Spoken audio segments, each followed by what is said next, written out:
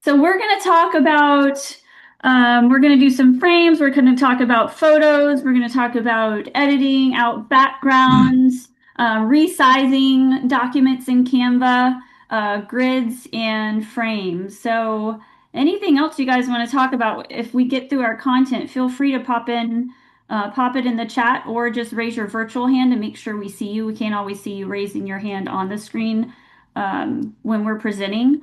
But we'll have some time for Q&A at the end to respond to any of the content that Aaron and I are going to cover. And then if there's anything else that you're just curious about, we also want to allow for some open dialogue as well.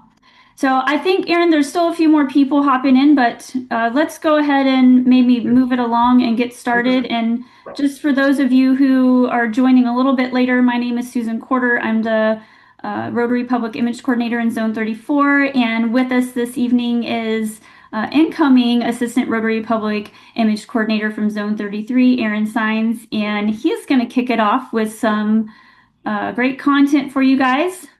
Thanks, Aaron. I'll let you take it away. All righty. Can everybody see my screen? Yep.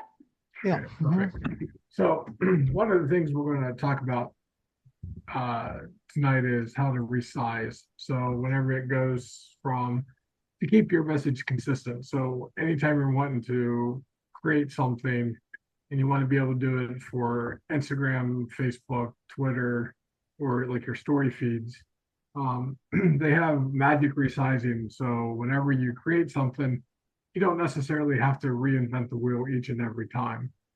And a couple of ways to do that.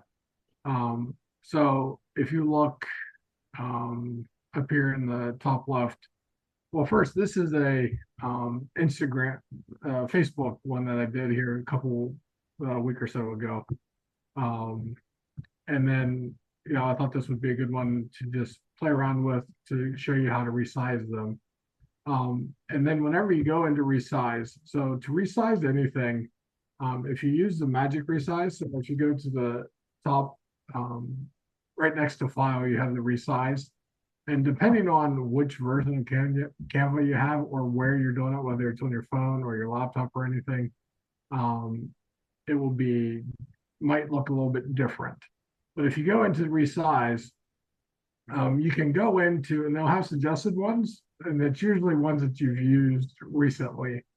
You can also customize the size. So if you have a certain size, like for a lot of my photos, I do 11 by 14 for people. So I have a custom 11 by 14. If you want to go to certain social media ones, if you click on that, it will bring up whether it's Instagram, TikTok, Facebook. So you don't have to be like, oh, which one do I need to pick? It will tell you for it. But let's say for this one, let's just do Instagram story since I'm not a TikToker. We'll do Instagram story. So if we hit Instagram story, so you're just right in your normal wheelhouse, right where you're normally designing anything. I always recommend copy and resize. That way it doesn't change the original one. And then you can still have that one. And then when you copy it, so we'll hit copy and resize. And then it'll give you the option either open it or stay where you are. So we're just gonna go ahead and open it. And as you can see, depending on the content on it, you will have to adjust it some, but it already gives you the parameters and everything. So like with this one, let me try to make it a little bit bigger. Put the little logo down there. And this also helps if you're doing this stuff, especially going from the different resizing. If you group what you want to say together, I guess I should ask does everybody know how to group things? It makes things a whole lot easier when you're doing this. But let me just show you here. So if you select on the one content like this text here, and then you hit shift, you can group the things together. So then whenever you move it, instead of moving as two, you can move it as one.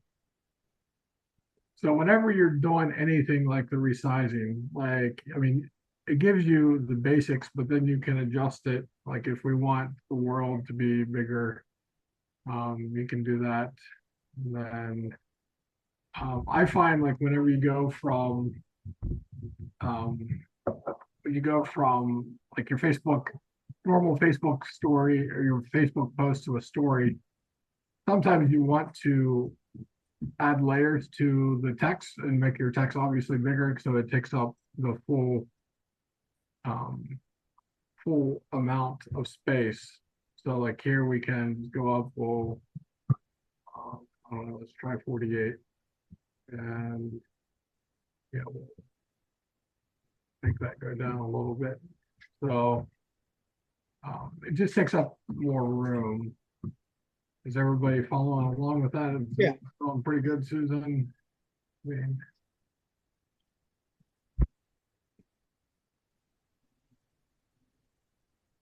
so, I mean, that's the real uh, basic consensus with resizing. And then even like if you wanted to do this one and want to resize it again to anything, and you can take it into a presentation, you can take it into social media, or you can take it right over to a print if you want a different size. So really just, I mean, it will really do anything that you're looking for it to do size wise. I mean, you can go from a logo to a t-shirt with the same design, and it proportions it correctly. It won't it won't let it get blurry or anything on it for you. So as long as use the magic resize, it will automatically set the parameters and everything for you.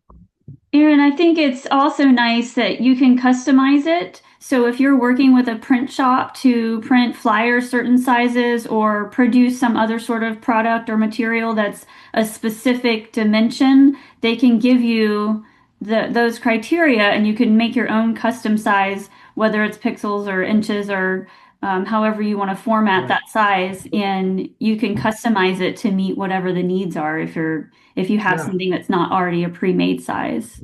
And the other thing, just as a note to that, whenever you do send things over to get Huh? printed, make sure you ask them if they need bleed or what bleed, because some do and some don't. Whenever you're saving it, you can save, with a bleed or not. The printers will definitely be interested in that as well. Any other questions on resize? Yep. Go ahead, Zach.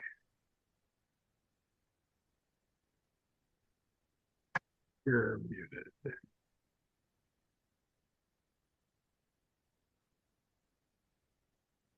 You're, Okay, how's this? that's better. Okay, thank you. Question about the text on here. Is this something you created and you have your own text, or does it take a picture and create it to editable text? So, like the text here, this is text that I created. Okay, I went over here to the text and then just select which one you want. okay. Um, and then we can just put in Rotary. And then you can change the fonts, Mhm. whatever you'd like. Lots of times, if you open up a project you're working on, it will have fonts already on the document, so you don't have to be like, oh, what was that font? It'll already have them listed for you. And then you can increase the size, anything like that. I got you. Okay, thanks. You can also save fonts if you see the brand over to the left. That's where the brand kit is. We have another Canva tutorial that we've done that teaches you how to set up a brand kit, but you can save your fonts in there as well that you use a lot, like the Sans, that's a rotary font in their typography section of their brand elements. Mhm. They do give you certain fonts. So you can set up your brand kit as well for quick access to fonts, brand colors, and your logos. And I even like in my brand kit, I have the people of action overlays. So like if I wanted to just do that, it's right there in the brand section, and there you go. So you don't Okay. have to search through all your uploads because that can be a lot. Any other questions on resizing? Okay. Well, then next I'm going to move to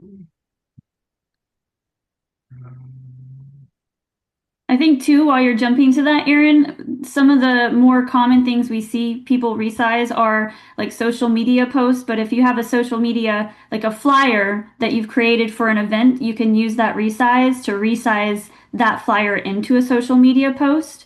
And maybe like a postcard too, if you want to do a mailer or handout or something like that, you can resize it to email headers. So it's really allows for more diversity with the same graphic that you've created being able to use it across different channels without having to just completely start over with the design. and I'll just give you another example of that real quick. This here is my district conference flyer that I created. It was a, oh, if it will load, there it goes. It was a 8x10 flyer, but then I decided to do it as a postcard. So now I have a front and back postcard, the same design, same concept, same message, but now instead of it being a 8x10, it's now in, I think it's a 5x7 postcard that I'm sending out. So, I mean, you can really do, by the way, if anybody wants to come, it's going to be awesome. So, Ashley will be there too. Or I should say, McAshtastic as my MC. That's awesome. Okay, carry on. So now we will talk about how to get background out of pictures. So in Canva, if you use it a lot, you will have a ton of uploads. So anytime you upload anything to Canva, if you don't know where they are, they're going to be in your uploads. And that would be your images, videos, designs, anything like that. So those will all be in your uploads. But to figure out, let's just take this gentleman here. This is Joe Sweeney. He's the head of the server project. So I'm a real stickler whenever it comes to, especially like the Rotary logo. Whenever you see it with a white background on a colored option, or let's say, for instance, this. Like, to me, okay, if you're going to make that all one, if you're going to make it all the blue color, I think it looks fine. But other than that, it just looks awful, in my opinion. So if you just click on here and go up to this section here where it says BG remover, that's background remover, and you click on it, and it will do its thing. So now you can put it and you can see the complete background. And that's part of the public image also with Rotary. They specify that, like, if you are doing it on a flyer, for it not to have the white background behind it, it just looks bad, like you don't know what you're doing. And it's with Canva, they make it super easy, where you can basically just take, so Mr. Sweeney here, we're just going to take his little background out. Now he's in with all the AI generated background. It just looks more professional. And then you can also add it in frames. Am I doing frames or are you? I forget. I can do frames. Okay. So whenever you're doing the background, and then you got to be careful because some backgrounds won't take it all out. But if you need to, you can also go in there manually. And let me just get a picture of Yinka here real quick and we'll show you. So like if you want to do it manually, so after they do it, so you can come up here and if you hit the background remover twice, you can restore. So you can change the size. So let's just say we want to take his little thing off right there. And then if you go back, you can take it off. Or if you want to go back and restore, you just hit restore and you do the same thing. And then you can restore it right back to the original. Control Z is like my best friend in Canva. So, so if you know, lots of times with especially pictures, if you have a group of pictures, a group of people, let me see here. Let's try. This is my daughter with her cow. Let me see how that works. So my daughter was always wanting a. I'll tell you a little quick story about this picture. She's always wanting one of those small miniature cows or whatever they're called. So I went to a Rotary event and they had an auction and they had this 4 foot stuffed cow. So I paid way over what I should, but it's still cheaper than an original cow. But she wanted to have a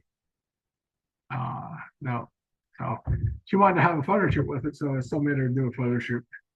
I'm just trying to find one that won't take it out because, like, if you, I'll just use this one.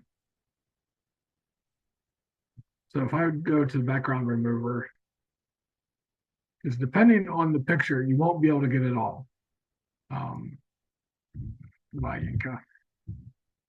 So if you need to, if you double click, and then if you really zoom in, I mean, you can get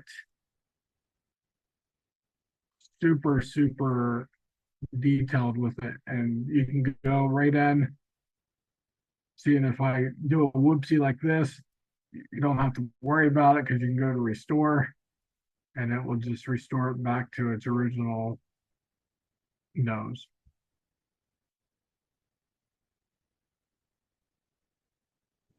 Once you get once you get used to background remover, it's great.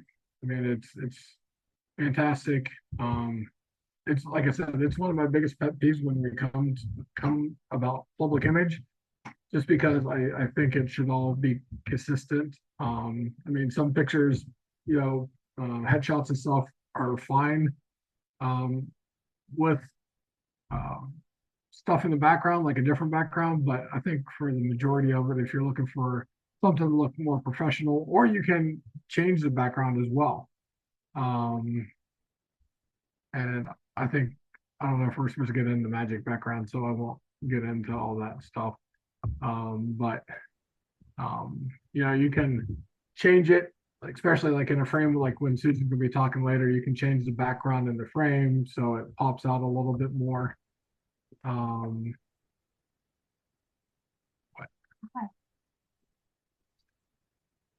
So this was another one that I did. The original, here, let me just show you. So this here was my Council of Governors. And then my other folks, Judy and them, left. So I took this picture, took out the background, and then I just made them. So, I mean, you can do a lot of stuff with removing the backgrounds. Any questions? I think I'll just emphasize again, Aaron, you kind of started off with the background remover talking about the Rotary logo and that white box that was around it. In your case, it was like a dark blue background, I think, a really dark background. And when you put like download the logo in certain versions, if it's not the transparent versions, you'll get that white box around it. And there is an option before you even download from the brand center. See the logos on the left there that Aaron's scrolling through. Some of them have a white box and some of them, like those he's passing, are transparent. So if you download the PNG file, it'll download the transparent file for you. And you can do it in all of those colors as well. So there's the white with the gold wheel, there's the blue with the gold wheel, there's an all white and there's an all black version. The one that he has up there is the Rotary Master Brand primary logo with the blue and the gold. But that white box around it is just kind of like an eyesore, like what Aaron's saying. It's sort of like a pet peeve to graphic designers. So Yeah, we like see it a lot. It's okay. It's just not as professional looking as it would be if you had the background removed. So you can download it without the background from the brand center. But if you forgot, then you can use these tools that yeah, he's demonstrating. background remover, and there you go. So it's fun to just play around with. Again, if you download, when you're downloading your club or district logo from the brand center, if you download it in the various formats that are available and then add them to your brand kit, then you can have quick access to those at any time, especially the ones that you're using on a regular basis. And Yeah, one tip that I've learned for uploads, and Aaron, you might have another way to organize this, but I have tons of uploads that I have to search through. If you're uploading images, save it with something that's relevant to the picture, not just like a generic download number. Like save it as club logo, white gold, or save it as, Susan Quarter headshot. That way, when you're trying to find it and it's hundreds of photos down, it's easier to search for. yes, like if I just hit Rotary, type in Rotary, then anything with Rotary, so it will, um, there's a lot of Rotary, but um, yeah, I mean it's fun. Canva is very addicting. I mean, whenever you can't sleep at 2 o'clock in the morning, I get on my phone and do a lot of it. I like doing it on my phone as well. A lot of people don't, but I enjoyed messing around with it on my phone as well. Definitely smaller, but Yeah, I always say you can't break it. Just give it a shot and try the different templates. It's a lot of fun. There's lots of great tutorials. Our team has done several webinars that are recorded in our webinar archive on using Canva. A lot of the features that we like, but they also do a really great job with their tutorials. So you can go through some of those in Canva and learn how to use these. I think a lot of our team has just learned by trial and error. And again, you can have a lot of fun with it. So. yeah, I mean it's definitely something that you just got to do trial by error. And then under your elements also you can do grids.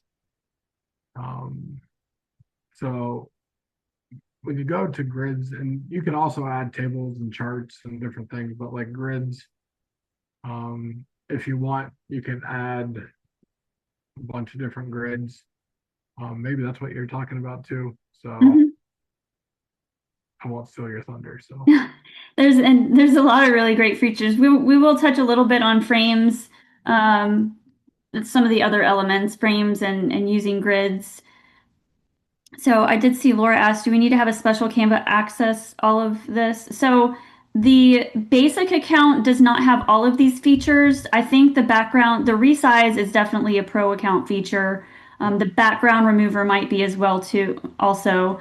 But you should be able to apply for the pro account as a nonprofit and get it for free. So that's what most of our clubs and districts do. If you do apply for that and you can't get it for whatever reason, they decline you, then we do have some seats on the zone account as part of our Canva for Clubs program. And that's new clubs that want to apply for that can apply starting April 1st. I think Amanda's going to touch on that after we wrap up in these breakouts. But there are a lot of new features and elements that are opened up when you sign up for the pro account.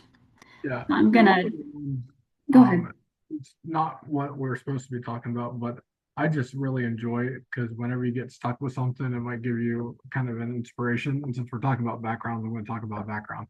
So on the left side here, if you go to your backgrounds, they do have just Oh, I pre-made. think I took over your screen share, Aaron. Hold on. Oh, okay, you're good. You do you. Nope, you skip it. You're good. Am I up now? Can Uh, you see my screen? no, let me stop sharing mine. See Hackett Park You're good. cleanup. You're good. Okay, yeah. So we're gonna go through just using we can go back and revisit if we have time to talk about the background removers, but we're gonna just go through the frames and the grids really quickly to show you some of the options that can kind of get a little bit more advanced than just the text on a photo and more intentional layered designs. So this is kind of a basic. I'm in a social media post template right now. So this would be like an example of an Instagram post for an upcoming like roadside cleanup. So we're going to clean up a park. Our club has an image there and it's got the information. So it's just a text on the image. So let's talk a little bit about how to use frames to like shape your photos, build different layers. We're going to go through how to replace some images and resize images, and then we'll talk a little bit about the grids as well. So I popped an example here of a frame, and the way you get a frame on your page So you can tell it's a frame because when you hit delete, the frame is still there and you can add the pictures. Same with a grid, which we'll cover as well. So if you go over here to elements and select frames, it brings up all of your options for frames. So you have basic shapes that you can choose from, and then just different categories. Some of them have frames around them, some like the circle I have, or just the circle with no border. You can do like a paper look if you want a paper look for your frame, and there's just lots of different styles. The letters, the block frames are kind of cool if you want to do like I've done save the dates with the block frames and spelled out like save the date and then dropped an image in there and kind of had the image flowing throughout the entire word. And again, just directional ones, all different types of frames that you can choose from. I use this one a lot for our webinar recordings. I'll post like a clip from our webinar recording in the frame and resize it for the graphic.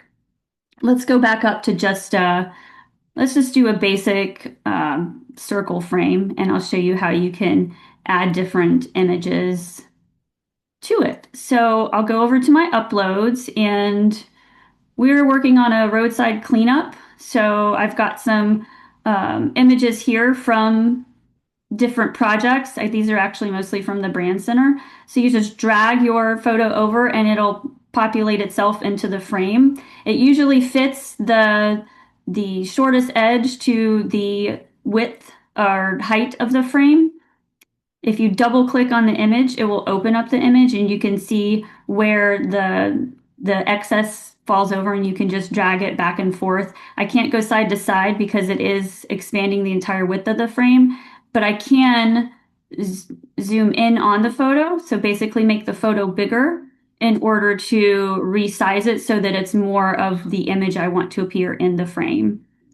Again, just how you can replace the images. Just grab your image here, drag it over, and it'll populate in the frame, and then double click to move it back and forth. So here's another graphic that I did for the beach cleanup, and it shows the circular frame here.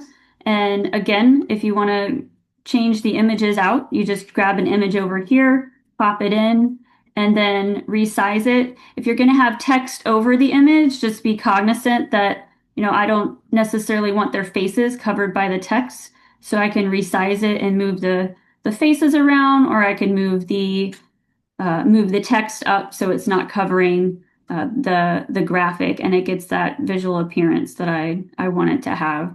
So that's just a way to kind of spruce up your photos, kind of identify borders in the pictures. If you have an image that, like this one in particular, has more of the focal point over here to the left and a lot of sort of space over here that's not really carrying any sort of message. I don't necessarily want to use it. You could resize it, but you still have that box here.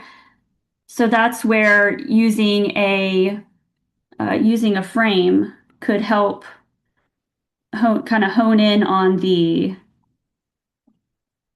focal point that you want to appear in your graphic. So there you can kind of crop it in the frame and get the visual that you want to highlight. And again, you can use the resize tool that Erin talked about to resize these into event flyers or email graphics or anything else that you're wanting to utilize. This is an example of like a dual frame. So we have two different shapes here. Another thing you can do with your frame. So this is, as you can see, it's kind of a slant. So you might want your picture to be rotated to focus in different areas. So if you have more of a diamond shape and your photo isn't fitting as you want it to, you can, again, either resize it to focus in and out, or you can rotate it to make sure that you're really identifying that focal point there with the message that you want to represent in the image. So again, just a lot of cool stuff you can do with the photos. Again, changing those photos out so that you can use the same template and just duplicate the template and use different photos to have a somewhat different graphic. I'm sure most of you probably have done this before, but if you want to use this same template but do something a little bit different, like maybe instead of roadside cleanup, we want to do microforest. So I've just pressed that duplicate page and it's copied the graphic from before, and then we can grab a different, I don't have any maybe microforest ones here, but say you want to do a microforest or a meal packing or something like that, then you can use the same template and then just microforest day or whatever, your project might have been called. And you can resize the text a little bit to fit and just add in different pictures and change the text here without having to start over and recreate an entirely new document. And again, here's the logo that we have here. That's a transparent background, so it shows up really nice and really pops on that blue background. So that's a little bit about just using frames, resizing in frames, rotating and changing out pictures in frames. You can also add video to frames. There are videos in the brand center. I encourage you to kind of start building in this upload section over here, start building your own photo library of people of action photos from your club. But if you need a little bit of help with your inventory, you can visit the brand center and grab some photos like these here. This is a video from the brand center. You can also utilize the photo search tool that Canva has. And if you have a pro account, it opens up a lot more in the library for you to utilize. So you can search community service projects. I don't know why I have a 3 there, but community service projects, and you can get people packing meals if you're going to have a meal packing day, or whatever else your event might focus on.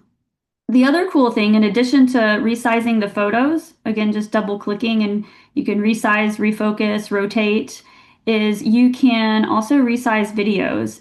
So um, this video is horizontal, and so I can move it to focus on different people or different parts of the video. And then you can also rotate the videos. You can adjust the speed of the videos and see a little sample here of what it looks like when it plays. My connection's going to work. And then you would just download the MP3 file or MP4 file instead of the image file. So that's just some information on video on utilizing frames in your graphics. We also have just a couple minutes to talk about using grids, and this is an example of a grid. So if you have, let's say, 3 images in a photo or in a graphic that you want to utilize, but there's just blank space here, instead of doing 3 frames and having to try to size all of the frames equally, you can insert a grid. This is what I use it a lot for. So you go back over to the elements and you select grids, and there are a ton of options depending on what you want to do. I like using this for when I have multiple images, just so they're all sized and spaced equally. Aaron mentioned you can always group photos together so they'll resize together, but the grid just removes you having to do that step. So let's go back to upload and we'll find 3 pictures from our roadside cleanup and just drop them in there.